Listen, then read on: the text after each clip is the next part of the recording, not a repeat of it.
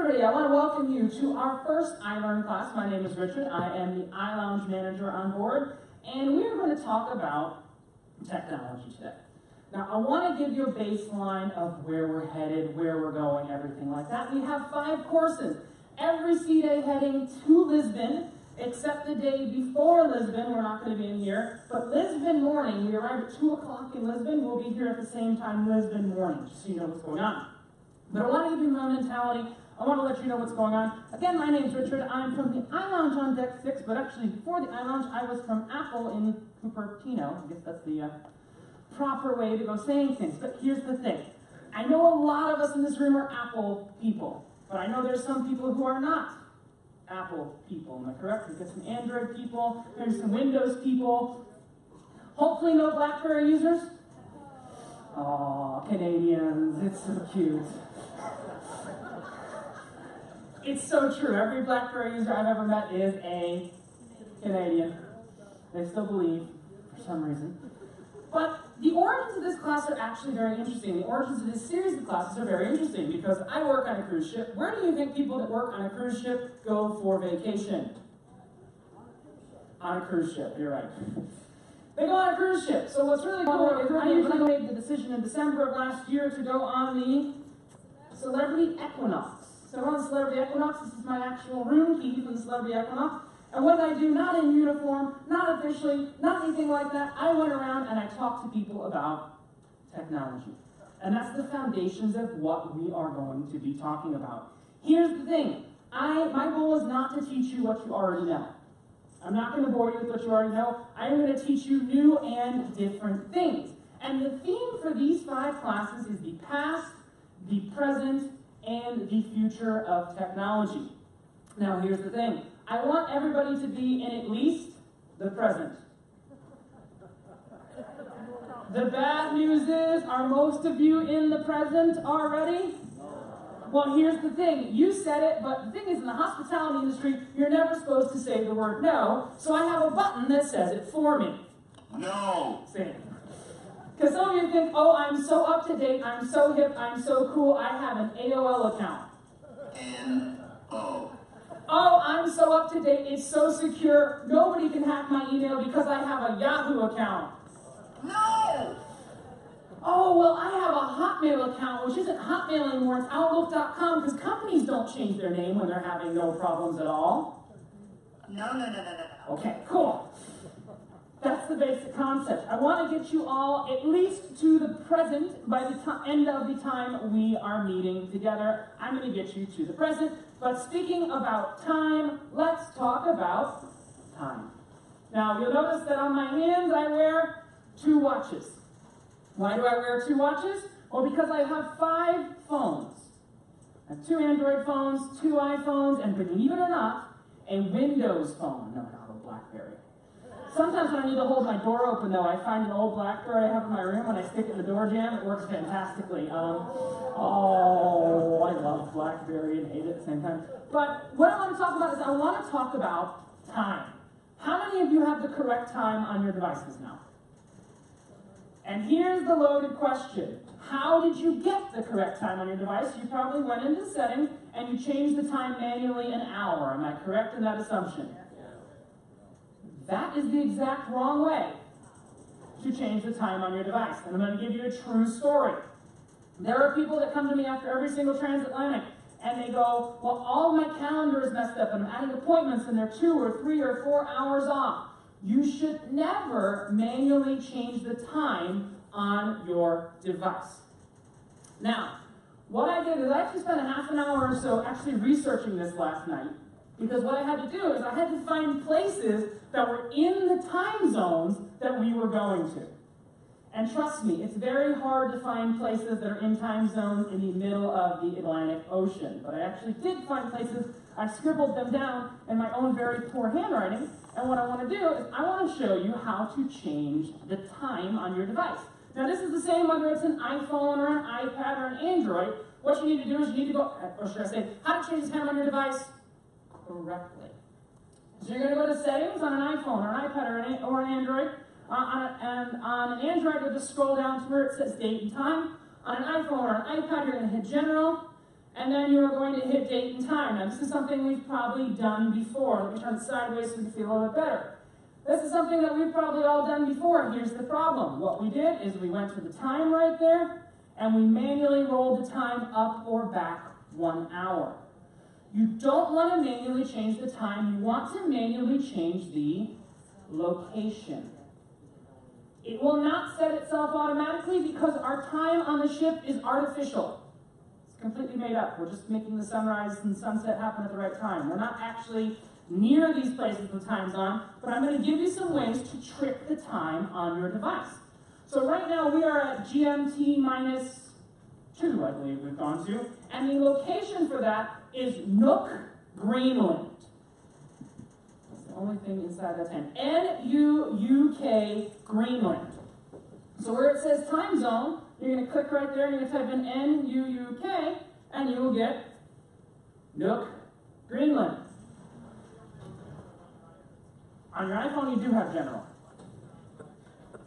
It is on your iPad. Those are all the same. I can take a look after the class at anything we need to take a look at. But if you, for most of us in the room, if we go to settings, general, date and time, and then we've got to turn off set automatically because we're on a cruise ship, and it's not going to set automatically.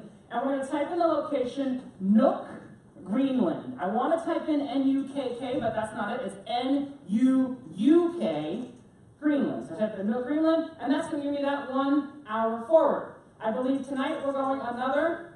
No, it was last night. We're 2 now. No. We're 2 now. Yeah. Another one tonight. Another one tonight, yes. We're going another hour forward tonight. And tonight, if you want to write this one down, is Cape Verde. So if you put in your location, you put in Cape Verde, before you go to sleep tonight, it's going to roll your clock an hour forward. Here's what's important I want you to realize. If someone sends you an email and says, when you get home on May 17th, you're going to have an appointment with the doctor at 3 p.m., and you add that to your calendar now, and you have not set your time correctly, guess what time it's going to tell you your appointment with your doctor is? Probably 9 p.m.? Now, for those things, it'll make sense, but if you have something that you set for 9 o'clock in the morning, it's just for 1 o'clock in the afternoon. So the second hour forward is Cape Verde. The third hour forward is anywhere in Iceland, but the only city anybody knows in Iceland is Reykjavik. So that's going to go in. It's going to be Iceland. And the fourth hour forward is London or Barcelona or Portugal or Lisbon. Or those are easy. But Nuuk, Greenland, Cape Verde, which is off the coast of Africa, and Iceland are your 3 difficult hours forward, which I think is really cool. I looked that up last night because I was like, how am I going to do this myself? So I went ahead and I moved it forward. And I think that's one of the things is that time has become more and more important. How many of you have ever owned a smartwatch of some sorts? I'm friends with the important shopping guys that are normally on board. They're not on board now because we're on the transatlantic. And they show me their fancy Rolexes. They show me everything like that. And I go, well, that's nice. But can it get email? And what do they say? No, it's a fancy timepiece. I go, well, my Apple Watch has sapphire on it. It's made of stainless steel and everything like that. And we get in a little fight. And well, what's the resale value? It's the last generation. So I go, I don't care because I can get my emails on it. That's one of my favorite things. I think probably one of my favorite recent innovations from Apple is the Apple Watch. I love the Apple Watch. I love the AirPods, which I'm going to show you a little bit later on. But now what I want to talk about is the past, the present, and the future of communications. Do you remember the time? Did any of you have a car phone?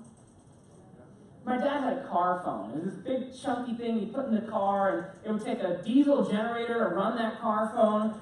And now we have cell phones. But if you think of back in the day, when we had car phones and everything like that, they're big, giant, we loved them around. These things have become too powerful.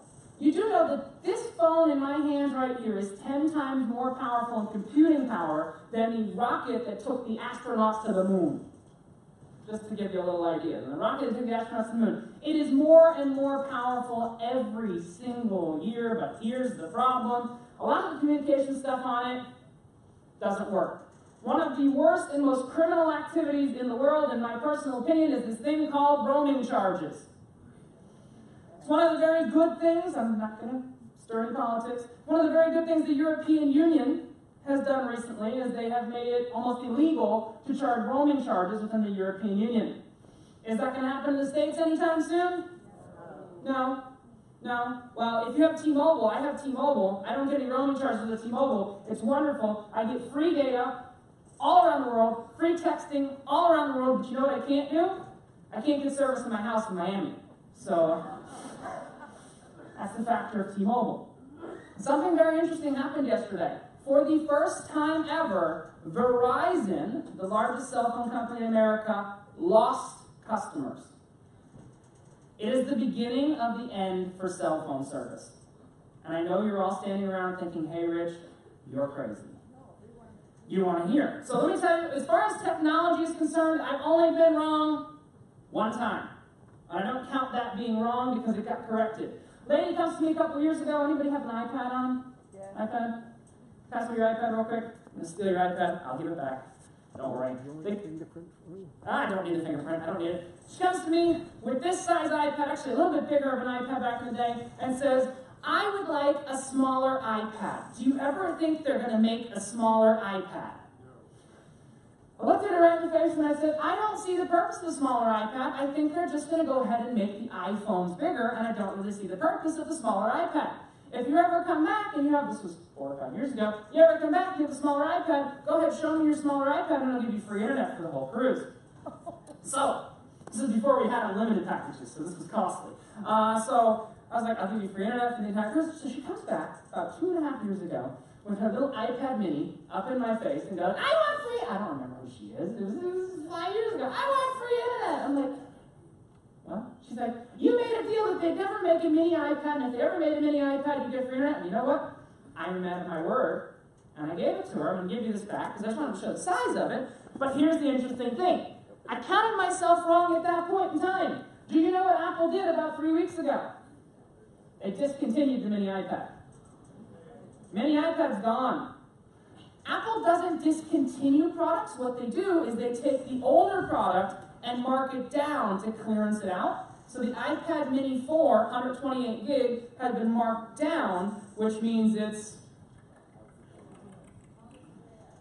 on its way out. So I still keep my perfect track record. I was wrong for a very brief period of time, but it's very interesting because here's the thing. This phone is 3/4 of the size of an iPad mini. And in the future, it's just going to get even bigger. What I mean by even bigger is I don't mean it's going to get physically bigger. I mean the screen is going to get bigger on the phone. I will tell you in Southampton, now this is going to make a lot of people think a little bit crazy. I will tell you in Southampton, I'm going to go out and I'm picking up a Samsung Galaxy S8. Now I have told the captain and the safety officer, and they have told me that I need to hold a fire extinguisher with me at all times while I have my Samsung Galaxy S8, just to make sure that things don't happen, to give you an idea. But back to the cell phone carriers. One of the things that we should all be doing in this modern day and age when we're on a cruise ship is putting our phones in airplane mode. And when we put our phones in airplane mode, what does that do? That makes it a computer. It locks it off and it makes it a computer. It's no longer a phone, it's actually a computer. So I take it, I put it in airplane mode, and you notice that my phone is in airplane mode. But airplane mode does not, iPads as well, you put in airplane mode. Airplane mode does not mean what it used to mean. Back in the day, if you turned on airplane mode, you could do nothing. Now, once you turn on airplane mode, you can go ahead and turn Wi-Fi and Bluetooth back on, and I'm going to make some people's heads itch in a few seconds, but I'm actually in airplane mode. I am going to open up the phone app, and I am going to make a call. Now, you're looking at me like, how is that happening? So I'm going to see if I can call my mom now. I don't know what time it is. Oh crap, I just realized the time it is in Miami. I got on this watch. Hi, Mother. Hi, everyone. Hi, Rich. Hi, class. Hi, Sue and Ed. How are you? Sue and Ed, she met. Where's Sue and Ed? Are they here?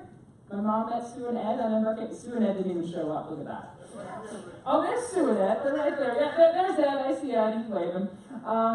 Yeah, you could just say hi to everybody. We're on train. Keep Richard on his toes. Yeah, they're gonna keep me on my toes. We're rocking a little bit today, but I'm gonna let you go. I was just calling people. What time is it there? It's only 8:30 in the morning here. It's 10:30 in the morning here, and this is the only time I can call you because next time I do this class, it's gonna be 7:30 in the morning, and you won't be awake or you'll be on the toilet. So, 7:30? Okay, I'm gonna let you go. Bye. Enjoy class. Bye, doing it. Enjoy. My mom. Okay, so here's the cool thing. I just called my mom from the middle of the ocean on her AT&T cell phone number from my iPhone in airplane mode. Think about that for a second. This is the present of communications. Not data roaming, not any of that like that. Now, how I did this for the Americans in the room, there is something called Wi-Fi calling. I'm going to talk about the non-Americans in a minute. For the Americans in the room, there's something called Wi-Fi calling. And on your iPhones, your Android phones, if you go into settings and then you go into phone, you'll see something called Wi-Fi calling. Now, to have Wi-Fi calling, you must at least have an iPhone 6 or a Samsung Galaxy S6. There's some other phones that have it, but I'm just trying to point out the most popular. And you'll see Wi-Fi calling. Again, this is only available right now in the United States. But if you turn, why it's only available in the United States is because when you set it up, you have to tell it, if you dial 911, where you're going to be. That makes sense there. You have to be, okay, if I'm going to dial 911, I'm going to be in this location. I'm going to be in that location. So you do have to be off of airplane mode to enable Wi-Fi calling, just FYI. And you do need to have an internet connection of some sort to make a Wi-Fi call. But they are free and they work right through the phone app. And what's interesting is, this makes it so I can use my T-Mobile service at home, and I can use my T-Mobile service on the ship, and it's calling from my actual number. Now, there's something that people talked about for many years, and you don't hear it as much anymore. I think it's very interesting. You used to hear all the time, I'm going to Skype you, let's do Skype, let's do this with Skype, that with Skype. Do you hear about Skype that much anymore? You don't hear about Skype that much anymore. You don't hear about it as much as you used to hear about it. I used to hear the word Skype 50 times a day. Now I hear the word Skype once a day at most. Here's the thing, Skype is another product of the past. It's a product of the past. Skype was bought by Microsoft. I don't know how many of you know that. Skype was an independent company. It was bought by Microsoft, and what Skype started doing is they started focusing it at business customers. So now it's their replacement for something called Microsoft Meeting. It's a business function. But here's the thing. Instead of Skype, what can you use to call people? Now, my first recommendation is a great program called Hangouts. Hangouts. This is a little bit of the future. Yeah, I've got it on my phone. Yeah, it's called Hangouts, and when you open it, you can call other Hangouts users, but the cool thing is, from anywhere in the world, using Hangouts, you can call any number, landline or elsewise, any number in the US and Canada for free.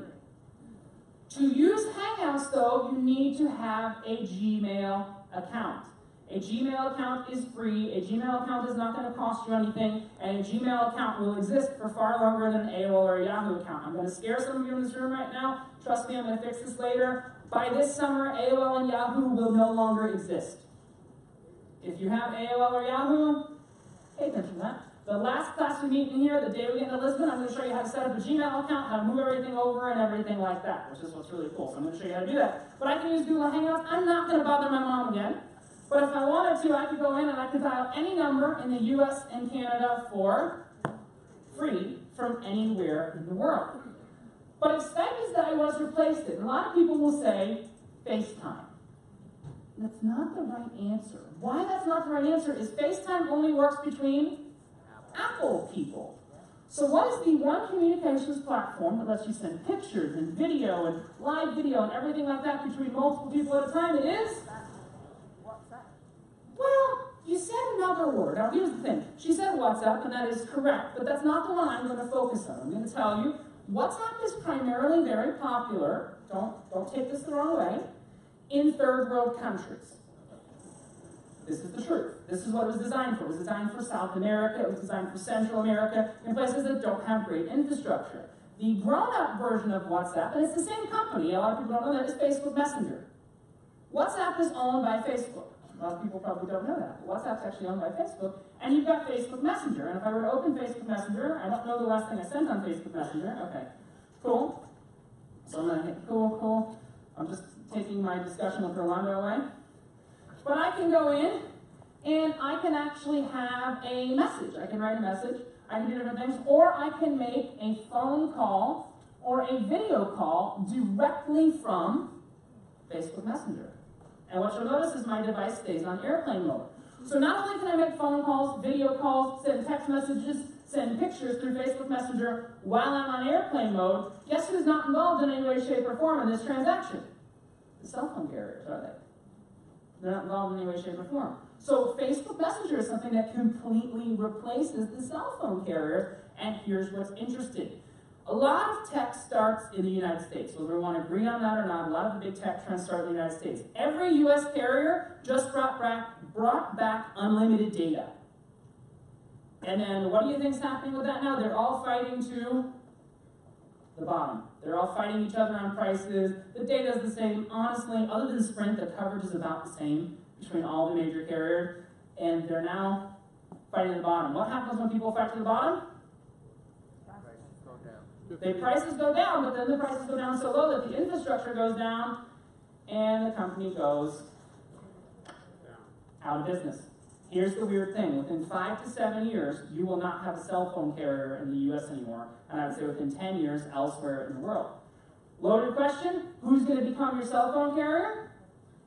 Facebook, Google, Apple. I had some people a couple years ago that cruised with me. They cruised on a transatlantic 4 years ago. I made these recommendations. They bought Facebook, Google, and Apple stock, and their return has been about 70%.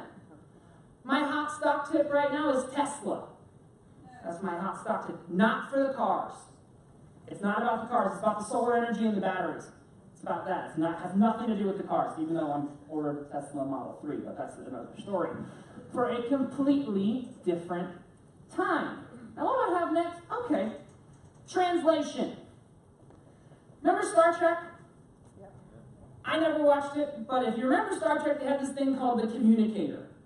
Yep. And it would, boop, boop, boop, and you can do all the different languages and different things like that. That does already exist nowadays, and you've probably used this program in its past form. It's called Google Translate.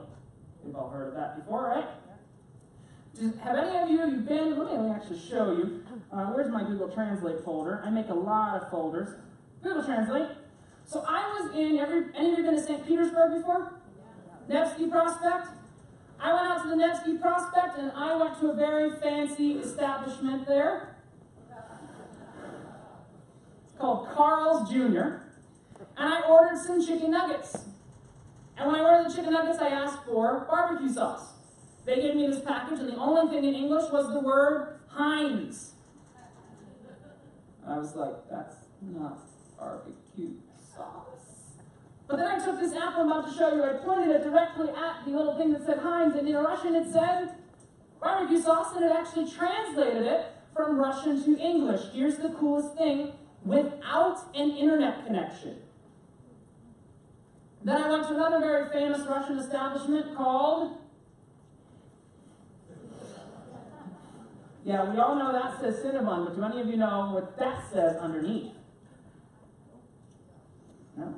It actually says, you say, oh, I know this now. It says, world famous buns with cinnamon. Then I went to a palace, because if you go to St. Petersburg, Russia, and you don't trip over a palace every 10 feet, you are not in St. Petersburg, Russia. There was this sign in front of the palace which said, no raccoons on the xylophone. It said, on lawns, not walk. So I want to give you a concept. Does anybody have a daily program on them for today? A piece of paper? Okay. Pass it on up. Double pass it up. She's behind you there.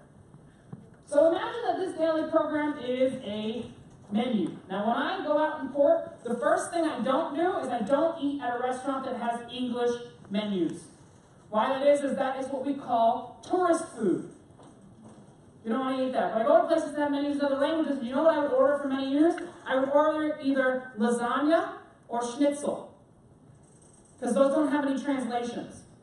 So when you go out, even if it's in Spanish, it's going to say lasagna, or it's going to say schnitzel, to give you an idea. But then Google Translate updated.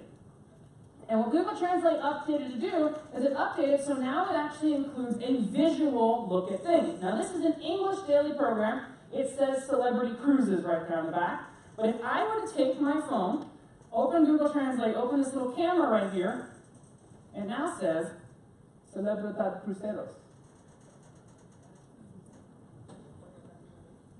And I can go in and you see where it says Eclipse today?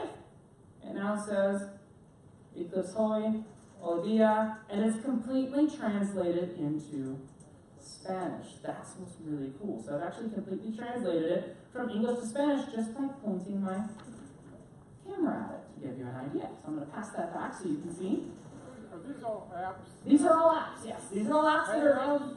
Hangouts is an app, Hangouts is an app, Google Translate's an app. They're all available in the App Store. Our third class we're going to do in here is all about apps. So we're going to talk about all about the different apps that are available on the iPhones and the iPads.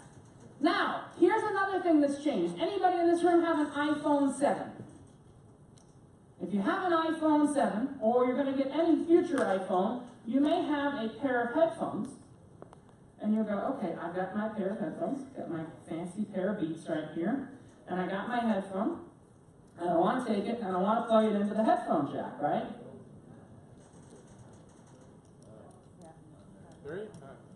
There ain't none. Samsung's very proud that in their new phone it has a headphone jack, but that's actually just to let the steam out. That's why the headphone jack's there. That's why they have the headphone jack. But here's what's very cool. Headphones have changed as well. So the past of headphones was wired headphones. The present of headphones is Bluetooth headphones, but the future of headphones are headphones that you just turn on and they automatically pair with your device. Now these are meant for Apple devices. They will also work with Android devices. They will also work with Windows computers. They'll work across all the different devices. But here's all I have to do. If I hold down the button on these headphones, give it a second. It should just pop up. There we go. These are called the Beats X. If I were to hit connect, it would disconnect from the screen, so I'm not going to hit connect. But I go ahead and I pop them right there, put them around my neck, and whenever I want to make a call or do anything like that, I just pop one of your phone up. Now here's the cool thing. If you have Apple devices, the Apple device that you are closest to will connect to these automatically. They're linked to your iCloud account. So if you're sitting on your phone, then you grab your iPad, then you go to your Mac computer, guess what? Your headphones will seamlessly switch between all of your different devices. This is the future of headphones. This is called the W1. These are called the Beats X with the W1 chip. I have something a little bit more futuristic I'm going to show you. These are called AirPods. These are tiny little headphones. But if I pop them open, I'm not going to take them out of the case. Well, that was a whale. It was a whale. But this is kind of really cool futuristic headphones because what I have in here is I actually have physical wireless headphones that are there. And a lot of people will always ask me, I'll get that back up on the screen in a minute, they'll ask me, okay, if you have wireless headphones, are they going to fall out?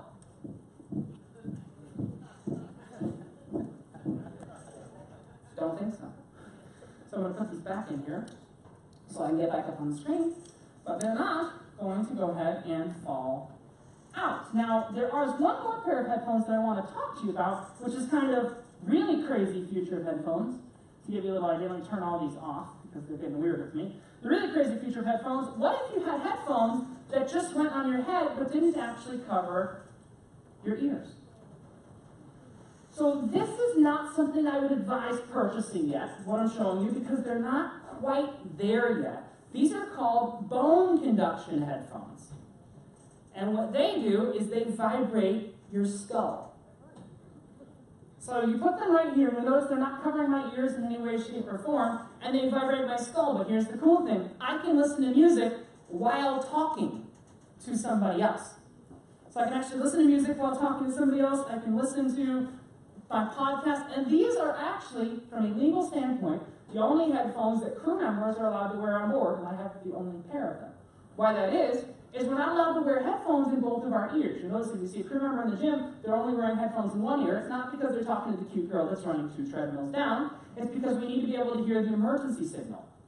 So in case there's an emergency, we can't have loud, blaring music on in both ears. And these are really cool. It's not quite there yet. The first product that came out with these was this product called Google Glass. I don't know if you've heard of that. And it had headphones that were inside that actually they vibrate your skull to work. I love them, They're really quite cool, but that's just to give you a little concept of where headphones are headed. Richard, what do they need? How come they're not there yet? What do they lack? They're not there yet because they don't work well enough yet to replace traditional headphones. So here's the thing. Bluetooth is just as good as a wire now. Those headphones, unless you put in earplugs, which kind of defeat the purpose of them, are not just as good as headphones that you put on your ears. That makes sense. There's a little bit more tech. Those are actually called the aftershocks. They're available right now. They're a little bit expensive, and I wouldn't personally recommend them. But the next thing I want to talk about is something that we really shouldn't be talking about on a cruise ship, but it's health. Now, how many of you have sailed with me before? If you've noticed, I'm about half the man I used to be. I was a much larger guy before, and I want to talk to you about health, and I want to talk to you about some health gadgets, but I want to tell you how I got myself kick-started into gear. It was my smartwatches, but it was also on the ship. You've probably all seen or heard of the show The Biggest Loser before. On the ship, they have a competition called The Biggest Loser, and I had won it 3 times before. Then I went to win it the 4th time. But what I always did is I would gain about 25 pounds, and then I'd just shed that weight. Really bad to do that. But then what I did is I started keeping myself on track, and one of the most important things to losing weight is tracking. So I want to talk about tracking, I want to talk about steps, but I have a special guest who's going to give us a little bit more of an idea. I'm going to show you some gadgets, but I have Mr. Charles. He is from the Canyon Ranch Spa, and he was one of the instructors for the, let's just call it what it is, Fat Camp. Richie went to Fat Camp, and Richie lost a lot of weight in Fat Camp. Check, check, check, check, check. But one of the, Charles, you say hi. Check, check. Hello, everybody. Full of energy today, love. Yay! But here's the really interesting thing. I want to actually show you over time, and Charles is going to show you how unhealthy this is my weight over time. Now, I did not manually track my weight over time. What I did is I have a scale that tracked my weight over time, and we can see I went all the way from 250 pounds. Let that load up for a second. I went all the way from 250 pounds down to 197 because here's the real thing that kick-started me was I actually got denied medically from coming back to the ship because they said I was too fat. And they said my cholesterol was too high. Now I am slightly less fat, and I'm no longer obese, I'm just overweight. So, but here's the important thing that I want to try to say about for a second is that when it comes to how many steps you need to take a day, I know a lot of us track our steps. Now, Charles works upstairs, he is an expert in fitness, he's also an expert in orthotics for your shoes. It's painful for you to walk. But how many steps should you walk a day? How many should we walk a day? Let's have a guess. Every single day I get the same thing. Yeah, very good. So 10,000 steps a day. What are you using to track it? Fitbit. Who's got their Fitbit? How many Fitbits do we have? Every time I get in the gym, I have a conversation for 20 minutes that I've done 5,000 steps, and then I'm going to do another 5,000 for the rest of the day. So it's good that you got a Fitbit. Who's actually done 10,000 already this morning? Who's fallen over already? No, okay. Yeah, so a little bit about fitness then. So well done to Richard first of all. Give him a round of applause. 50 pounds. And that's pretty good. That's pretty good. Who'd like to lose 50? Well, that's a lot of weight actually. Who'd like to lose weight from a standpoint? Okay, most of us in here. Okay, very good. First of all, let's talk about orthotics. So has anyone currently got any back pain? Come on, let's be honest. 80% of Americans have back pain. I've read the stats. Anyone got any knee pain? Going through that, knee pain as well. Any foot pain? Shoulder pain? Hip pain? Wife pain? Husband pain? Okay, I can't help with the last two. But today we can definitely help you with the first four we just mentioned. And it's usually to do with your alignment in your body. We tend to be out of alignment, and we tend to stand with a little bit of shoulder elevation. So you might see some people walk around, and they kind of like this. So what we're trying to fix is just fix you in alignment again. So we can do that. You can come and join us today in the fitness seminar. We're going to have that at 2 o'clock. And that's going to fix your posture and make you stand tall again, believe it or not. And yeah, so weight loss. Who's tried exercising? I have a special thing, it's called a flamingo. I get on the elliptical and I just use one leg, and you guys laugh at me upstairs. And some people always come up to me and they go, is there any benefit to actually doing the elliptical with one leg? And I'm like, I don't think there is. But they have videos of me just going like this. It looks like I'm downhill skiing. It's a little bit weird, but I want you to stick around for a second because I want to show a really interesting app okay. that you've never seen before. I need someone in the audience who's a good sport. Are you a good sport? You good sport? No, she's not a good sport. Okay, he's a good sport. So I'm going to show you an app called Deadline. Why I say you need to be a good sport is because I'm going to tell you when you're going to die. Very nice app. Now, I am going to die at the age of 93. Now, I will tell you, this uses all of my weight, my other data like that to figure out when I'm going to die. It originally said I was going to die at the age of 65. So just by losing some weight, by lowering my cholesterol, by doing all that, and I even have a countdown clock that says I have 62 years, 1 month, 10 days, 13 hours, 8 minutes, and 58 seconds remaining to live. But I can go in and I can show a friend the deadline. And if I go in, what is your birthday? June 14th, 1945. June 14th, 1945. What is your diet like? That's an important question. Normal, not so healthy, or very healthy? How many cheeseburgers do you have a month? 1, 2.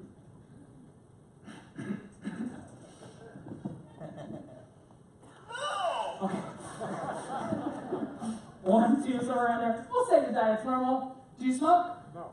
Non-smoking. How about the booze? Be honest. 1 or 2 a day? Quite a few? What's the expensive? Elite Lounge. I have 3 a day because I have 3 coupons. It's true. Let's go with 1 or 2 a day. Parents, they live a long, healthy life, or they had issues? 77, 79 they died. 77, age 79. Yeah, live a long, healthy life. Exercise. Rarely exercise. Exercise often. Very active. Very active. Very active. And the last one is your stress level. I think stress is something very important of what goes on. And here's an interesting question. Do you know how to track your stress? No. Do you know how to anybody know how to track their stress? I'm going to show you something very cool. This is a bit of the future. See this guy right here? This is called the Spire. This tracks my breathing and tracks my stress throughout the day, and it buzzes me when I'm stressed. So it actually tracks my breathing patterns, and it's made it through the ship's laundry 3 times already. It's made it through the laundry 3 times. But here's what's cool. It is going to show me now that you're, what?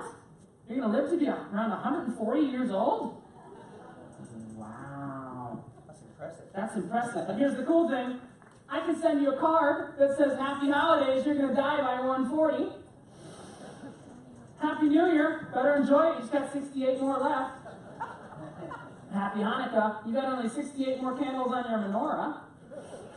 Or Merry Christmas, you have just 68 Christmases left. To give you an idea. But that's actually called Deadline. There's a lot of really cool health gadgets, a lot of really cool health accessories. Also, another thing that happened was my resting heart rate dropped dramatically. If it feels terrible to get out of bed, it really helped. Now, I am not a health and fitness guy. As you'll notice,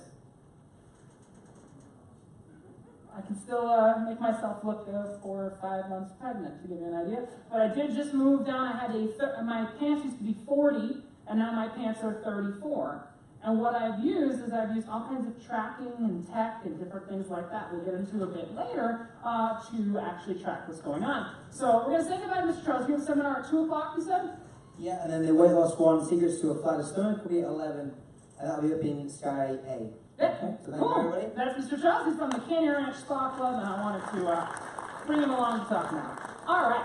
So we have one more topic for today, which I think is a very interesting topic, and then we're going to move on to the next day. But here's a very strange thing I want everyone in this room to do. I want you to take out your phones or your tablets, open up the camera, and take a picture of me. This is my moment of vanity. And let's see how many of you are doing it correctly. Guess what I'm going to grab? Or where did I put it? There we go. Keep your cameras up. This gentleman in the front row, the right answer is... No, Okay. Lady right there, the right answer is? no, no, no. These 2 gents right here. For the last time, no. Most of you in this room, the answer is no, you're not doing it correctly. Now, what do I mean by that? Here's the thing. Most of you take out your camera and you take a picture like this. Up and down. That is the exact wrong way to take the picture. Now, our whole class tomorrow is going to be about pictures. But I want to give you a simple concept right now. I'm going to take 2 pictures of this gentleman right here. 1, 2. Oh, God. Which of these 2 pictures fills up more of the screen? Number 1 or number 2? It's like an eye test. Number 1 or number 2? Here's the thing. The only devices we possess that are taller than they are wide are our phones and tablets, correct? Our TV screens, our computer screens are wider than they are tall. So what we have is when we take a picture, we want to always try and take the picture sideways. And very important, sideways with the camera at the top. Now this is also how we're going to know who was not here today. Because tomorrow we are going to start by taking a picture again. And some people are going to take the picture the wrong way. Now let me tell you how much this irks me. I was in a very nice relationship with a very beautiful girl. And every time we would go out in port and we would take pictures, she would take pictures like this. And every time she took pictures like this, I would say, you need to take pictures like this. And then she said, keep your work at work. It's like, sweetheart, that's why I only date photographers now. So, it's a true story. We're going to get all the photos and things like that. But that's how you would go ahead and take a photo. Now, here's the thing. Most of us nowadays, when we take a photo, we just take a photo and we're done. We want to make sure we take a picture like that. But I want to show you a really cool way to take a picture because, hold on, let's go to the past first. We got the past. See what this, where's this? Where did I put it? I had a picture of myself. Oh, there we go. This is the past. Here's Richard in the past, doing his sexy pose. Aww. This is a picture. I used to have a whole photo album, but I don't want to fly back from Europe with a photo album, so I kept a single photo. So here's Richard as a kid. Here's the problem. How many of you have a bunch of these pictures sitting around that are not digital? And you go, I just don't want to scan every single picture and every single thing. What if I told you you can digitize them just with an app? Here's what's very cool. Brand new app from Google called PhotoScan. We're going to talk about this in a later class. But I can oh no, I hit the wrong button. Hold on. PhotoScan. I can go in and I can actually scan. I need to take this no button in my pocket. I can scan this picture. Now it won't take one picture of it. It's really hard to do this while shifting the thing. Taking it the wrong way, aren't you? Ah, but that's how the picture is. The picture is the wrong way, so that's okay. I can take it the wrong way. But here's the cool thing. I've taken that. Now, if I were to just take a direct picture of it, I would have all kinds of glare in that picture. But I used an app called PhotoScan. And it's a little bright, but you'll notice that I have a complete digital copy of that picture, which is what's very cool. Here's the thing, though. Two-dimensional pictures are going away. What if I told you that the future in picture tech is being able to take a picture of what you're taking a picture of, as well as take a picture of yourself at the same time? What I'm going to show you is from a very strange Chinese company. It's called the Insta360. Here's the thing. I actually got this direct from China. It is made in the same factory that the iPhone is made in. It is very likely that you're going to see this tech on future phones. But I just take it, plug into the lightning jack on my phone, give it a couple of seconds time, and what's going to happen is very cool. It's actually going to open up its app, and it's going to allow me to take, oh, I understand. You see I've got the picture of you in the audience there? What's cool is I also have myself in the same picture. So I can actually take a picture of everything. And when I go back, I now have a picture of the entire room. So you see I'm not pointed there anymore, and I should have the whole room right there in a single picture. Now I not only can take pictures, but I can take video as well. If I want to take video, I can take video. I can walk around while I'm taking video, and it's actually recording video in a full 360 degrees, which is what's... Turn it sideways. You don't need to turn it sideways because it's correcting. It knows how you're holding it. So it knows how you're holding it. It's actually taking two wide things. There are two lenses on the camera. So there's a big wide angle lens on the front that's actually about 190 degrees and 190 degrees on the other side. There's a bit of overlap, but it stitches it together perfectly. And I think here's the question, well, that's nice that you have 360 video, but how do you watch it back effectively? Well, here's the cool thing, why I love this gadget, is how to watch it back. You actually use the box. So you take your phone, you put it in the box, you place it in the back. If I wanted to play this back, I can hit play. I can take video, I can walk around while I'm taking video, and it's actually recording. recording video. So I take it and I put it in the box. 360 degrees. You don't need to turn it. And the box has lenses in it, and I can look all the way around. Now you're seeing two images is up there, but I'm just seeing one perfectly clear 360 degree image right on my screen. Which brings us to our last thing we're going to talk about this morning, which is, okay, we've got all these pictures. I know this is a problem you all have. How do you store them? What's the wrong answer? iCloud. Yes, I know, it's very strange. You're hearing an Apple guy say, what's the wrong answer? And he's saying iCloud. But the best application ever made for iPhones, iPads, Windows, Mac, Android is a free application called Google Photos. What it does is it backs up all of your pictures and all of your video unlimited for free. Now, we're going to have a whole class on Google Photos in here. That's going to be our 4th class together. But I want to show you a problem I know you've all had before. So I'm going to play this short little video clip. Okay, just like that. Am I getting everybody in there? Alright, take a picture set, right? 1, 2, 3. so... Ah, I missed it. Do it again. Ready, set, stop!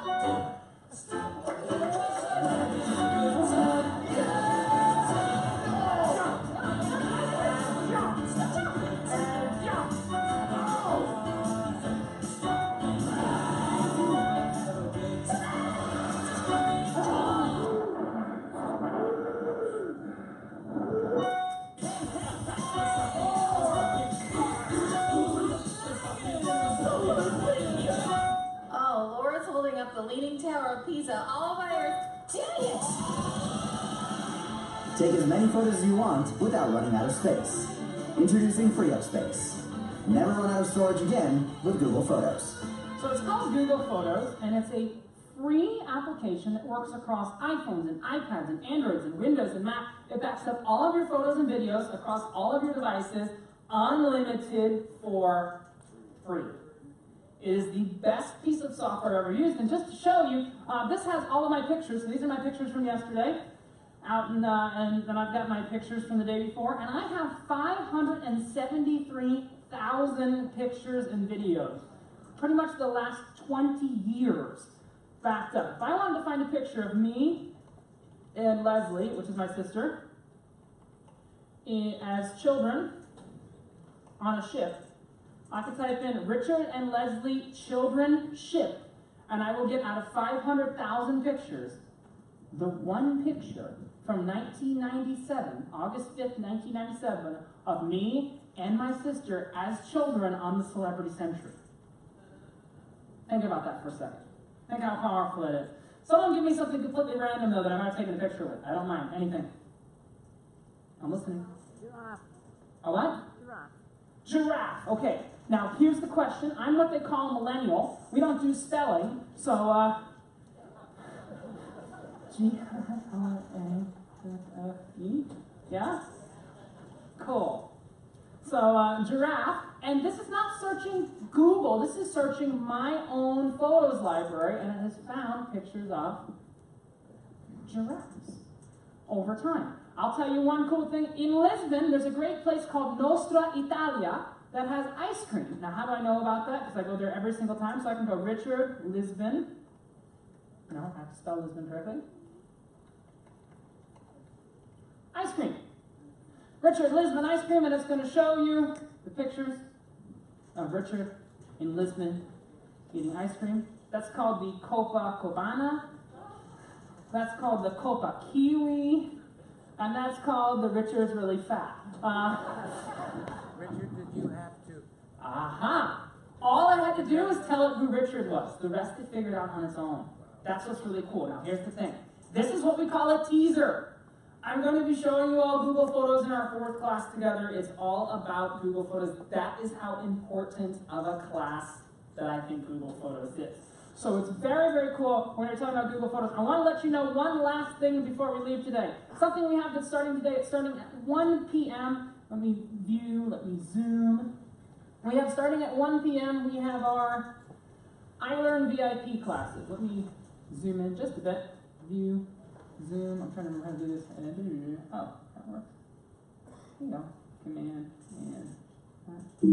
But we have our iLearn VIP classes, and we're going to be switching today. Today we were supposed to do the safari, but it is so smooth outside. We can walk around the ship. We can go on the open decks. We can do all that. So today we're going to be doing a hands-on Google Photos in our iLearn VIP class. Now what that is that's different than here. It's only 20 people. So it's 20 people. We're at 1 and at 3:30 in the iLounge. I have a couple spots left. I have the information if you come on up after the class. There are 1 and 3:30. There is a charge for all the 7th classes, but I also give you some time to download all the apps we talk about, the Google Translate, the Google Photos, all of those different things. So that's going to be every C day for the remainder of the C days at 1 and 3:30 in the iLounge. And I'll have the information up on the front if you have any questions about that. Tomorrow we will be back in here at 10:15 talking specifically about the camera. So we're talking specifically about the camera on iPhones, on iPads, on Android devices, and all those other ones, as well as another small tease at Google Photos. Why I'm not going to show you Google Photos right now is because I want everyone to see it. So the thing is, the most important thing, so we have camera coming up the next day. The day after that, we're going to be talking about apps. Then we're going to be talking about Google Photos, and then the most important is talking about Gmail. So we've got all these different things coming up. For today, that is it. My name is Richard. This has been the iLearn class called Let's Talk Tech. Bye!